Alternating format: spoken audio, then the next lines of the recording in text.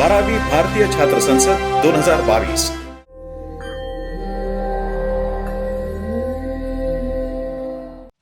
नमस्कार और स्वागत है आपका विश्व शांति दर्शन में, जिसकी परिकल्पना का श्रेय जाता है विश्व शांति के उपासक, MIT के संस्थापक, विश्वधर्मी प्रोफेसर डॉक्टर विश्वनाथ दा कराड जी को। आप देख रहे हैं वीडियो की नई श्रृंखला सफरनामा भारतीय छात्र संसद का।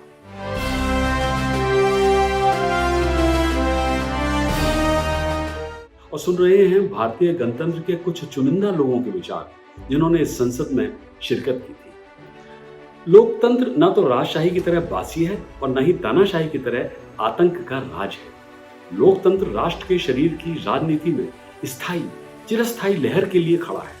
इसके लिए सक्रिय सतर्कता की आवश्यकता है। थोड़ी सी लापरवाही इसे तानाशाह के खेल में बदल सकती है। स्वार्थी, अति उत्साह, अनुशासनहीनता यहाँ पैदा हो सकती है, जिससे अराजकता का जन्म होता है। इससे राष्ट्र खंडित हो सकता है। केवल युवा छात्र ही सक्रिय और निस्वार्थ सतर्कता प्रदान कर सकते हैं।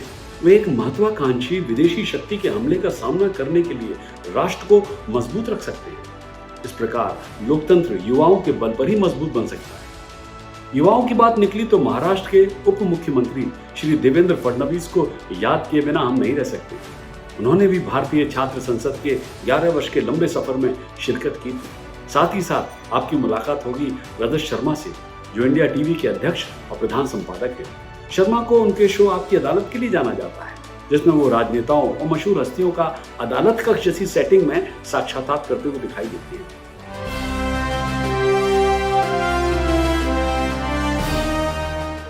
यार बनता, अगर सारा भारत करप्शन के खिलाफ है तो साला फिर ये करप्शन करता कौन है?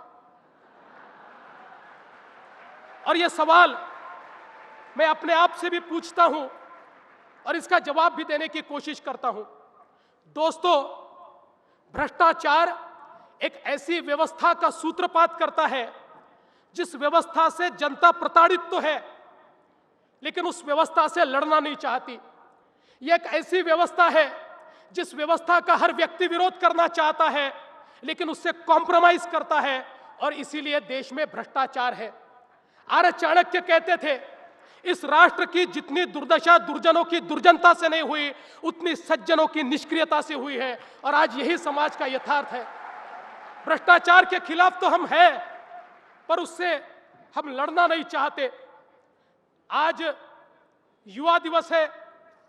वो योद्धा सन्यासी, वो युवा सन्यासी स्वामी विवेकानंद, शिकागो में जाकर अपने अलौकिक वक्तव्य से जिन्होंने सारी दुनिया को अद्भुत कर दिया, वो स्वामी विवेकानंद जी का आज जन्मदिवस है। और आज के इस दिन मैं याद दिलाना चाहता हूं, चेन्नई यूनिवर्सिटी में स्वामी विवेकानंद जी ने छात्रों से सवाल किया था, क्या अपने देश की दरिद्रता को देखकर आपका हृदय द्रवित होता है? क्या आपकी देश की दरिद्रता को देखकर आपको यह लगता है कि इस दरिद्रता को दूर करने के लिए मुझे कुछ करना चाहिए? और क्या इस दरिद्रता को दूर करने के लिए आप कुछ कर रहे हैं? अगर ये तीनों चीजें आप में मौजूद है तो आप सच्चे देशभक्त हैं। देशभक्ति केवल अंग्रेजों से लड़ने में नहीं है, देश की दरिद्रता से लड़ने में भी देशभक्ति है। किशन कुमार कहते हैं, हो गई है पीर पर्वत सी अब पिघलनी चाहिए। हो गई है पीर पर्वत सी अब पिघलनी चाहिए। इस हिमालय से कोई गंगा अब निकलनी चाहिए। आज ये दीवार पर्दों की तरह हिलने लगी, शर्त मगर ये थी ये बुनियाद हिलनी चाहिए। शर्त मगर ये थी ये बुनियाद हिलनी चाहिए। सिर्फ हंगामा खड़ा करना मेरा मकसद नहीं, कोशिश ये है ये सूरत बदलनी चाहिए। मेरे सीने में नहीं तो तेरे सीने में सही, मेरे सीने में नहीं तो तेरे सीने में सही। हो आग कहीं भी मगर आग जलनी चाहिए। दोस्तों, इस आग को जलाना होगा। If you want to fight the corruption, इस आग को जलाना होगा। और इस आग को अगर जलाना है तो राष्ट्रभक्ति, हमारे मन में प्रज्वलित करनी पड़ेगी। हमारा मॉरल कैरेक्टर, नेशनल कैरेक्टर, ये हमको बढ़ाना पड़ेगा। क्या कभी किसने सुना है सूर्य छिपता तिमिर भय से? क्या कभी सरिता रुकी है बांध से बन पर्वतों से? जो न रुकते मार्ग चलते, चीर कर सब संकटों को, वर्ण करती कीर्ति उनका, छोड़ कर सब असुर दल को। ध्येय मंदिर के पथिक को, कंटकों का ही सहारा, राष्ट्रभक्ति ले हृदय में, हो खड़ा यदि देश सारा, संकटों पर मात कर यह राष्ट्र विजयी हो हमारा। इस चिर विजय की कामना के साथ, yes we can, yes we will, India corruption free होगा। ये मेरी जनरेशन के लिए तो ड्रीम था, पर तुम्हारी जनरेशन इसको रियलिटी में बदलेगी। इस विश्वास के साथ जय हिंद, जय भारत।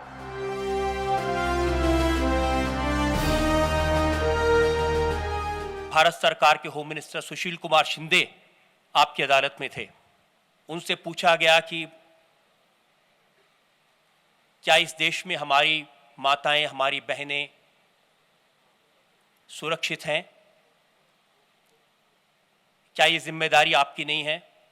उन्होंने कहा कि नौजवानों ने ये जो आवाज उठाई है, इससे पूरे देश की आंखें खुल गई हैं। और फिर उन्होंने ये भी कहा कि मैं 3 बेटियों का पिता हूं। तो मुझे पूछना पड़ा, जिस देश में प्रधानमंत्री 3 बेटियों का पिता हो, जिस देश में गृह मंत्री 3 बेटियों का पिता हो, उस देश में स्कूल और कॉलेज में पढ़ने वाली बच्चियों के बाल खींचे पुलिस इंडिया गेट पर, क्या किसी को इस बात के लिए शर्म नहीं आई? तो उन्होंने कहा कि अगर इनको रोकते ही नहीं तो राष्ट्रपति भवन में घुस जाते। इन लोगों में उन्माद था। मुझे उनसे कहना पड़ा कि जिस तरह की घटना इस देश में हुई, जिस तरह का गैंगरेप हुआ, अगर उसके बाद भी इस देश की युवा पीढ़ी में उन्माद नहीं आएगा, गुस्सा नहीं आएगा, तो हमें कहना पड़ेगा यह खून नहीं पानी है। यह तो हमारे लिए खुशी की बात होनी चाहिए। फिर गृह मंत्री महोदय ने कहा कि वो बहुत बड़ी संख्या में जा रहे थे। मैंने कहा इसलिए आपने रोकने के लिए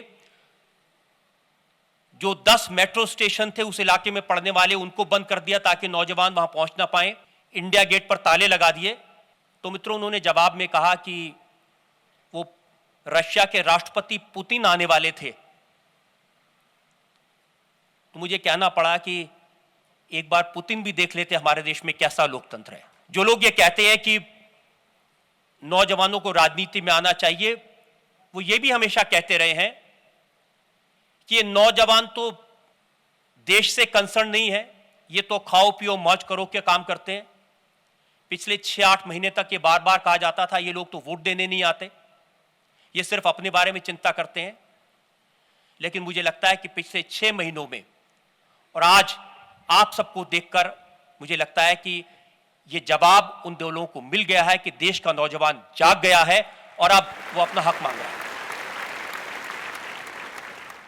कि ये जो नौजवान जो प्रोटेस्ट कर रहे हैं, अब कोशिश सिर्फ इस बात की है कि ये प्रोटेस्ट अगर करे भी तो इनको मीडिया में दिखाया ना जाए। बहुत प्रेशर है। ये सिर्फ इसलिए होता है कि हम टीवी पर दिखाते हैं, लेकिन मेरा कहना यह है ये होता है इसलिए हम उसको टीवी पर दिखाते हैं।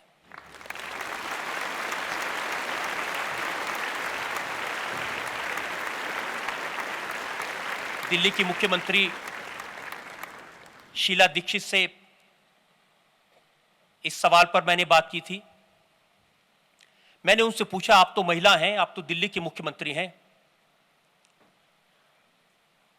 इंडिया गेट पर जंतर मंतर पर नौजवानों की पिटाई हो रही थी, लड़कियों पर, स्कूल की बच्चियों पर पानी की बौछारें हो रही थी, डंडे से उनकी पिटाई हो रही थी, क्या आपका दिल पसीजा नहीं?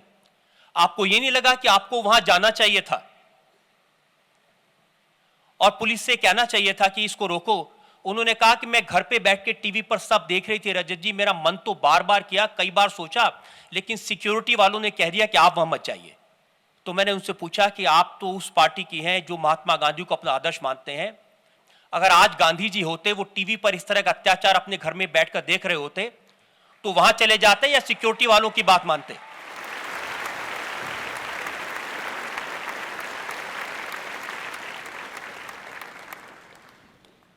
मित्रों, ये विषम परिस्थिति है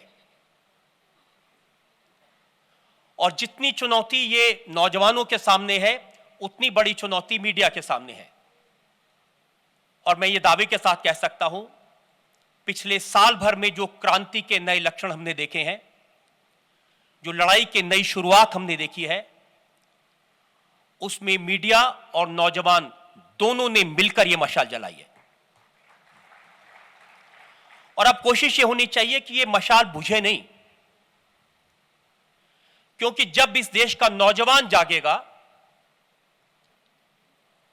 जब इस देश का नौजवान राजनीति में अपना हस्तक्षेप करेगा, तभी शायद इस देश की तस्वीर बदलेगी। मित्रों, बार बार हमसे कहा गया कि आपने ये प्रदर्शन दिखाया, नौजवानों का गुस्सा दिखाया, जलती हुई मोमबत्तियां दिखाई, लेकिन सरकार का पक्ष है वो क्यों नहीं दिखाया? अमेरिका में एक घटना हुई कनेक्टिकट में, जिसमें बच्चे मारे गए। हमने वहां के राष्ट्रपति को देखा टीवी पर, लगता था दिल से बोल रहे, उनकी आंख में आंसू थे। फिर दिल्ली की घटना हुई, उसके 9 दिन बाद हमने अपने प्रधानमंत्री को देखा। उन्होंने बाद में पूछा, ये ठीक है?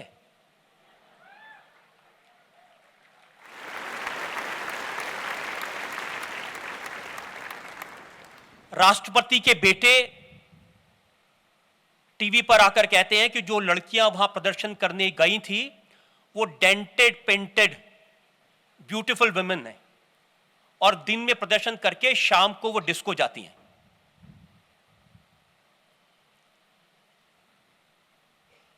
इनकी बातें दिखाएं। एक संत हैं आसाराम,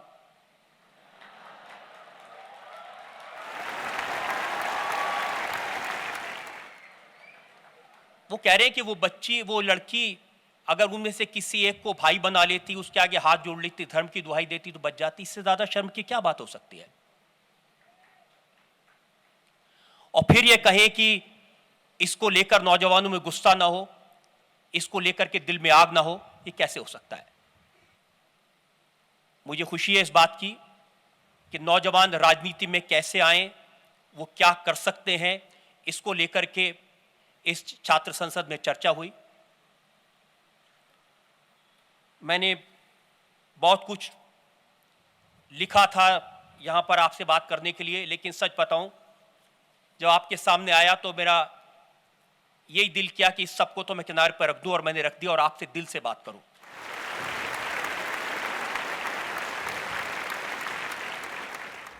वेलकम बैक। आप देख रहे हैं सफरनामा भारतीय छात्र संसद का। लोकतंत्र में सिर्फ सतर्कता ही नहीं, बल्कि बदलाव की भी जरूरत होती है। एक लोकतांत्रिक व्यवस्था में प्रगति के लिए मानव जीवन के सभी क्षेत्रों में नवाचार की आवश्यकता होती है, और नवाचार शिक्षित युवाओं का विशेषाधिकार है।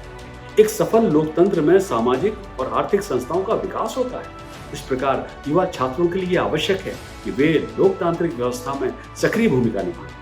लोकतंत्र का गढ़ सामाजिक समानता, व्यक्तिगत स्वतंत्रता, विचार की स्वतंत्रता और सहिष्णुता की भावना जैसे गुणों पर टिका है। इस संबंध में पुराना थोड़ा रूढ़िवादी हो सकता है, लेकिन युवा व्यापक दिमाग वाले हैं। वे विचार की स्वतंत्रता और व्यक्तिगत स्वतंत्रता पर जोर देते हैं। इसलिए लोकतंत्र को वास्तविक सफल बनाने के लिए उन्हें राजनीतिक व्यवस्था का एक अनिवार्य हिस्सा होना चाहिए। आज के सफरनामे को यही देते हैं विराम। कल आपकी मुलाकात होगी युवा धाकड़ जर्नलिस्ट राजदीप सरदेसाई से। तो ये जो सवाल आपने पूछा है ट्रूथ और टीआरपी, उसका जवाब क्या मैं दूं आज? क्या जवाब दूं जब हम छत्तीसगढ़ में 10 या 12 महिलाएं मरती है स्टेरिलाइजेशन की वजह से, गलत दवाइयां दी जाती है, और कोई न्यूज चैनल उसको ब्रेकिंग न्यूज की तरह दिन भर नहीं चलाता है। लेकिन जब शाहरुख खान के घुटने में, Shahrukh Khan ankle, he starts getting trouble in his ankle, we will run. Shahrukh Khan को हॉस्पिटल लिया गया, शाहरुख खान के पेट में दर्द दिया, घुटने के में दर्द, stomach ache for Shahrukh Khan, breaking news. देखते रहिए सफरनामा भारतीय छात्र संसद का, और जुड़े रहिए विश्व शांति दर्शन से।